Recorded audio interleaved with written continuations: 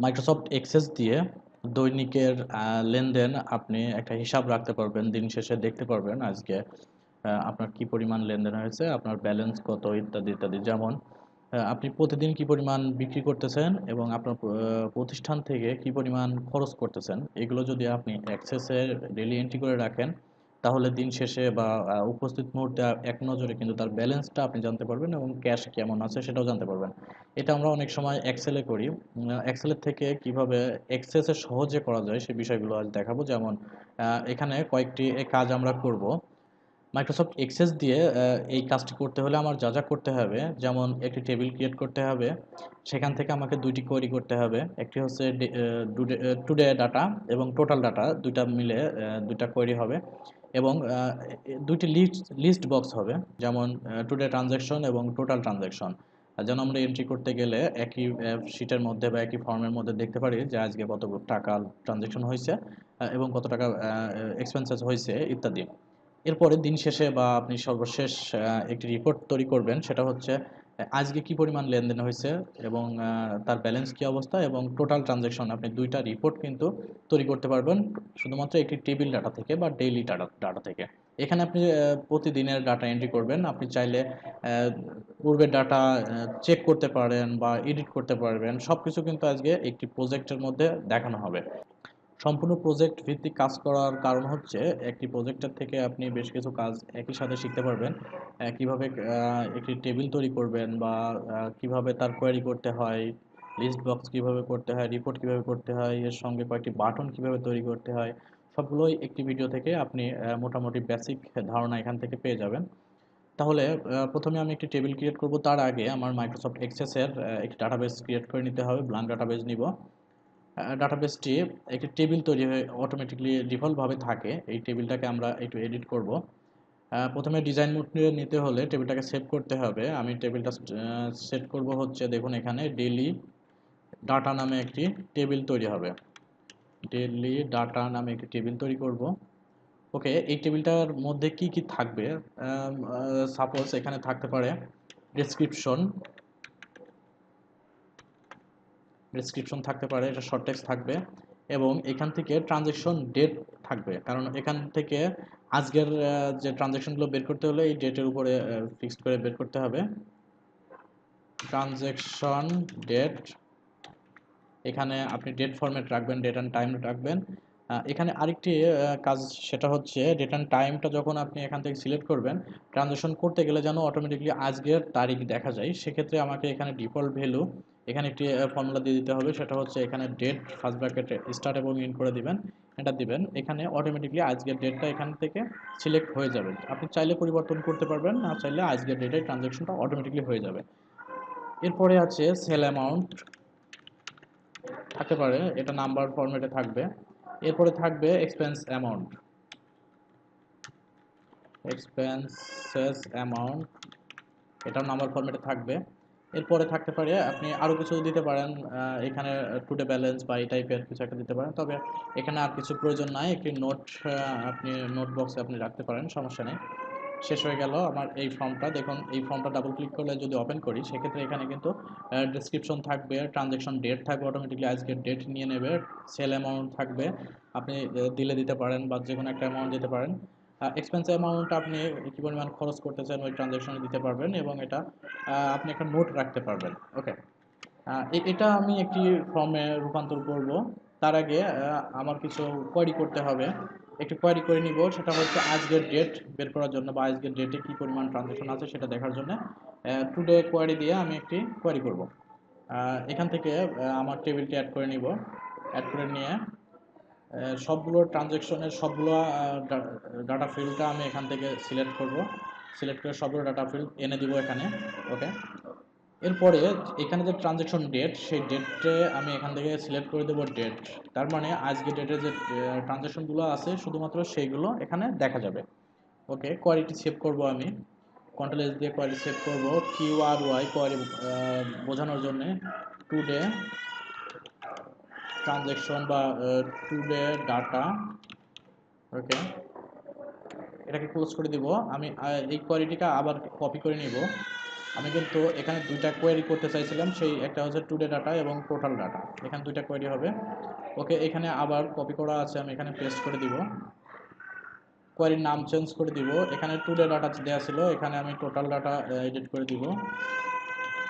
ওকে, কোয়েরিটা আমি একটু কাস্টমাইজ করব ডিজাইন মোডে নিয়ে, এখানে যে ডেট ফর্মুলাটা অ্যাড করা হয়েছিল এটাকে ক্রাইটেরিয়া আমি তুলে দিব, এটা ব্ল্যাঙ্ক থাকবে, তার মানে এখানে সব ধরনের ডাটা এখান থেকে দেখতে পারবো।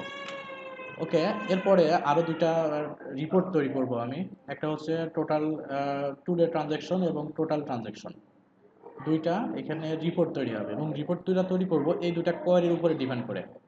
ওকে, ক্রিয়েট করব। আমি একই সঙ্গে সবগুলো কাজ শেষ করে নিচ্ছি এই কারণেই যেন পরবর্তীতে আপনার বুঝতে সহজ হয় যে কোনটার কাজ কিভাবে করা হয়েছে। এবং সর্বশেষ একটি ফর্ম তৈরি করব, এখন তৈরি করব দুটি রিপোর্ট, ক্রিয়েট রিপোর্ট তৈরি করব এখান থেকে, রিপোর্ট ডিজাইনে গিয়ে আমি প্রথমে যে ডাটা আছে টোটাল ফর্মটা, টোটাল রিপোর্টটা সিলেক্ট করব, রিপোর্টটা সিলেক্ট করে এখানে রেকর্ড সোর্স থেকে সিলেক্ট করে দিব টুডে ডাটা, এখানে কিন্তু দুইটা কোয়ারি আছে, টুডে ডাটা আমি সিলেক্ট করে দিব এবং এই রিপোর্টটাকে সেভ করব টুডে রিপোর্ট দিয়ে, আরপিটি টুডে ট্রানজ্যাকশন বা টুডে রিপোর্ট এরকম দিতে পারেন আপনি যেটা ইচ্ছা, টুডে রিপোর্ট দিব।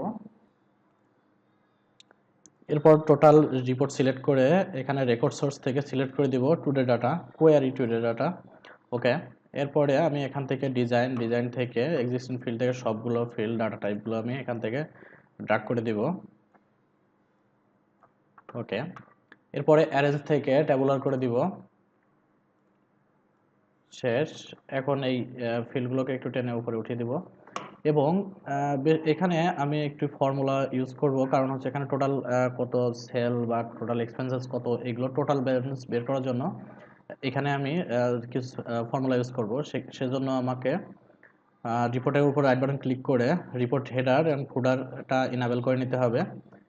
হেডারে একটি টেক্সট বক্স অ্যাড করব, শুধুমাত্র টেক্সট বক্স না, একটি লেবেল অ্যাড করব, এখানে দিব টুডে সেল অ্যান্ড এক্সপেন্স।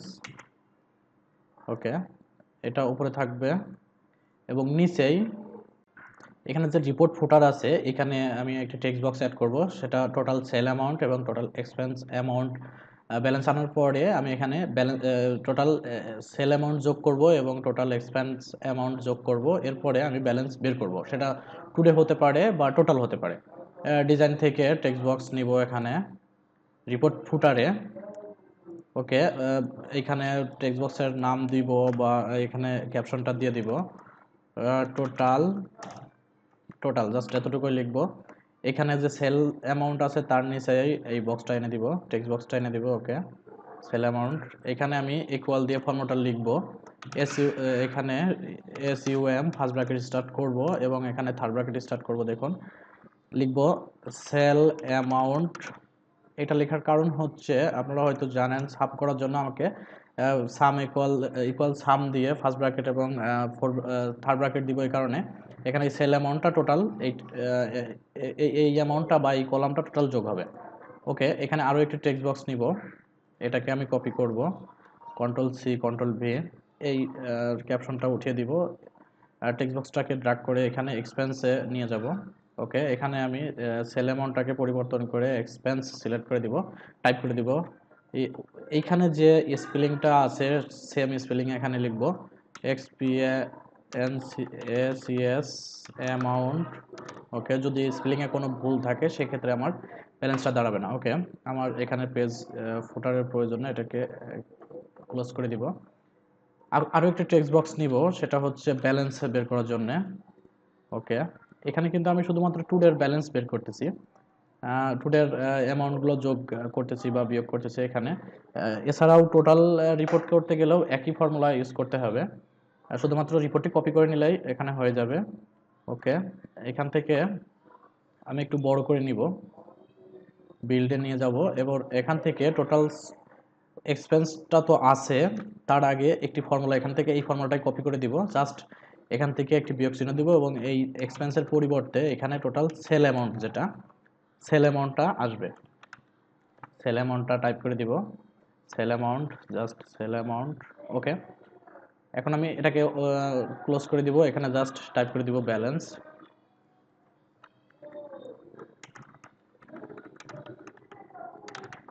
আমি একটু দেখে নিব যে ফর্মুলাটা আমার কাজ করতেছে কিনা। তার আগে আমাকে কয়েকটি ট্রানজ্যাকশন অ্যাড করে নিতে হবে ডেইলি ডাটাতে। এখানে আমি সেল অ্যামাউন্ট 100 টাকা দিয়ে দিব। ওকে, এরপরে এক্সপেন্সে পরের আরেকটি ট্রানজ্যাকশনের এক্সপেন্সেস দিব 20 টাকা। এখন আমি যদি রিপোর্টটা দেখি, ওকে, এখানে কিন্তু আমার রিপোর্টের যে ডিটেলসটা এখানে কিন্তু চলে আসছে। এখানে টোটাল সেল অ্যামাউন্ট ছিল 100 টাকা, পরবর্তী আর একটা ট্রানজ্যাকশনে আমার এক্সপেন্স ছিল 20 টাকা। 100 টাকা থেকে 20 টাকা বাদ দিয়ে ব্যালেন্স কিন্তু আমার 80 টাকা আছে। জাস্ট এটা আমি ক্লোজ করে দিব। ক্লোজ করে দিয়ে আমি কিন্তু জাস্ট কোনো ডিজাইন দেখাচ্ছি না, এটা আপনার জাস্ট কিভাবে কাজ করতেছে, এক্সেস কিভাবে কাজ করে এটা আমাকে আমি দেখাচ্ছি, বা আপনি কিভাবে সহজে কাজটা করতে পারবেন সেটা আমি দেখাচ্ছি। ওকে, রিপোর্টটা আমি আবার কপি করে নিব। কপি করে এখানে আবার পেস্ট করে দিব, যেহেতু একই ফর্মুলাটা হবে, জাস্ট এখান থেকে কোয়ারিটা চেঞ্জ হবে। এখান থেকে আমি রিপোর্টের নামটা চেঞ্জ করে দিব টোটাল রিপোর্ট। টোটাল রিপোর্ট, ওকে। টোটাল রিপোর্টটা একটু ডিজাইন মোডে নিব। ডিজাইন ভিউতে নেওয়ার পরে এখান থেকে জাস্ট এই কোয়ারি নেমটা চেঞ্জ করে দিব, রেকর্ড সোর্সটা চেঞ্জ করে দিব, কোয়ারি টোটাল ডাটা, জাস্ট এতটুকু সিলেক্ট করে দিব। ওকে, এখন আমি যদি টোটাল রিপোর্টটা সিলেক্ট করি একই ডাটা আসবে, কারণ হচ্ছে আমার শুধুমাত্র আজকের ট্রানজ্যাকশন আছে, এক্ষেত্রে এক্সট্রা কোনো ট্রানজ্যাকশন এখানে নাই। যদি ডেট চেঞ্জ করে দেখি প্রথমটাতে, আচ্ছা এখানে আমি একটু ডাটা টেবিল থেকে ডেটটা চেঞ্জ করে দেব। 100 টাকা চেঞ্জ করব হচ্ছে 8 তারিখ, এবং এখানে 9 তারিখ দিব। দেখি টুডে রিপোর্টে শুধুমাত্র একটা ট্রানজ্যাকশন আছে 20 টাকা। এরপরে টোটাল অ্যামাউন্টে কিন্তু টোটাল রিপোর্টে কিন্তু আমার টোটাল যতগুলো ট্রানজ্যাকশন থাকবে সবই এখানে আসবে। ওকে, এখানে আমার রিপোর্ট এবং কোয়ারি শেষ। দেখি আমার আর কোনো কাজ বাকি আছে কিনা। দেখুন এখানে দুটা কোয়ারি হয়ে গেছে। লিস্ট বক্স তৈরি করব, সেটা হচ্ছে একটা ফর্ম তৈরি করব, সেখানে দুটা লিস্ট বক্স তৈরি হবে। আর রিপোর্ট আমার শেষ হয়ে গেছে, এখন শুধুমাত্র লিস্ট বক্স বাকি আছে, কিন্তু তার আগে একটি ফর্ম ডিজাইন করে নিতে হবে। একটি ফর্ম তৈরি করতে হবে। ফর্মের নাম দিব হচ্ছে ডেইলি এন্ট্রি।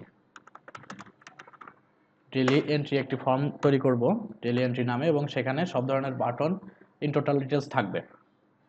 ওকে, ক্রিয়েট থেকে একটি ব্ল্যাঙ্ক ফর্ম নিব, ফর্ম ডিজাইন, এবং ফর্মের নাম দিব daily entry, FRM form daily entry. Daily entry নামে একটি ফর্ম হবে।